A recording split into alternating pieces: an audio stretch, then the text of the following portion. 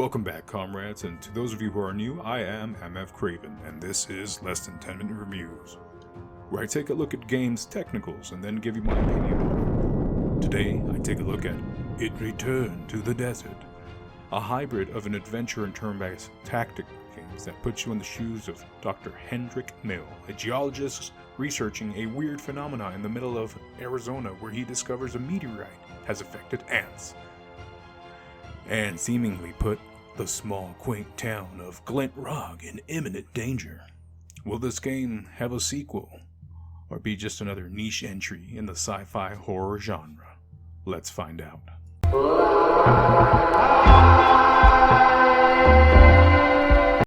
Graphics, sound, and art style.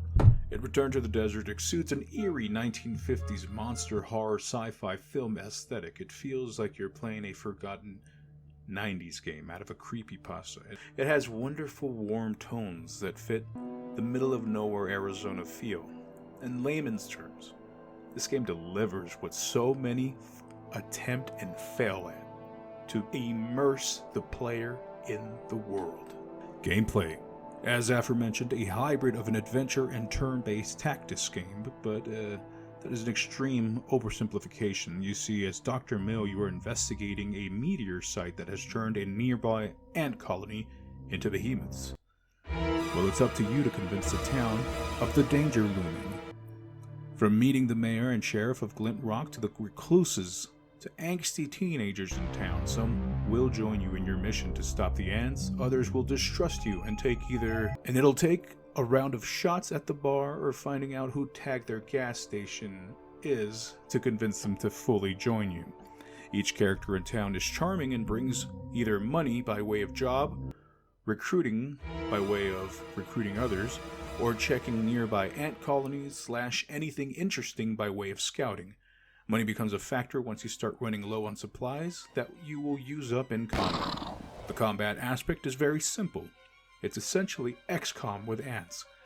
Your characters have certain movement, a weapon, and 2 inventories item that can range from first aid kits, extra ammo, bandages to deodorant to throw ants off your scent so they don't smell you.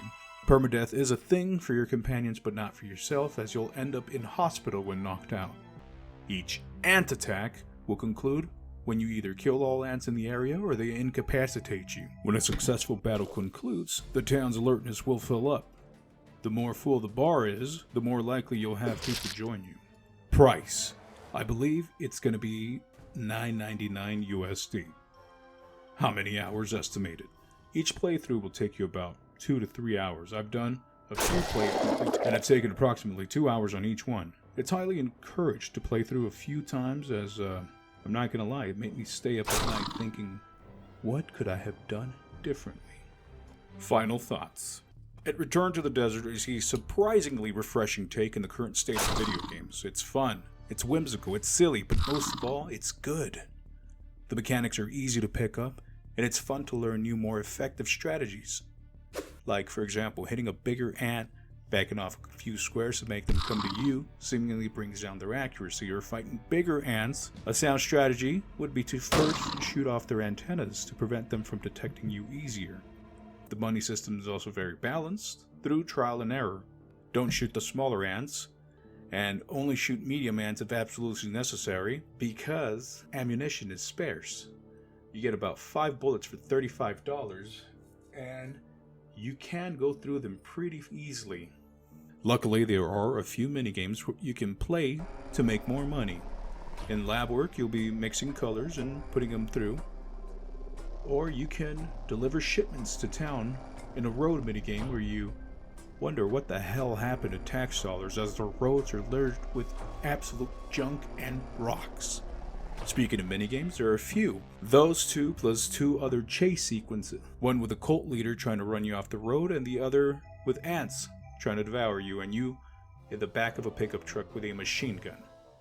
There's a hospital stealth escape game, a shooting range, and 2 others that I will not reveal due to spoilers. While some of them are fun to learn, like the lab game, others, like the hospital escape or the cult chase minigames, are tedious more than anything. In my few replays, I experienced the boring speeding up and slowing down maneuvering. However, I can honestly say that was my only gripe with the game. Using wit and taking into consideration where you are, the Southwest US, should give you an idea of the type of people you will try to convince to join you. It Return to the Desert is a special game that I hope gets recognition it deserves. When they talk about hidden gems in 2023, they will need to acknowledge It Return to the Desert. What do I say? I say buy it now.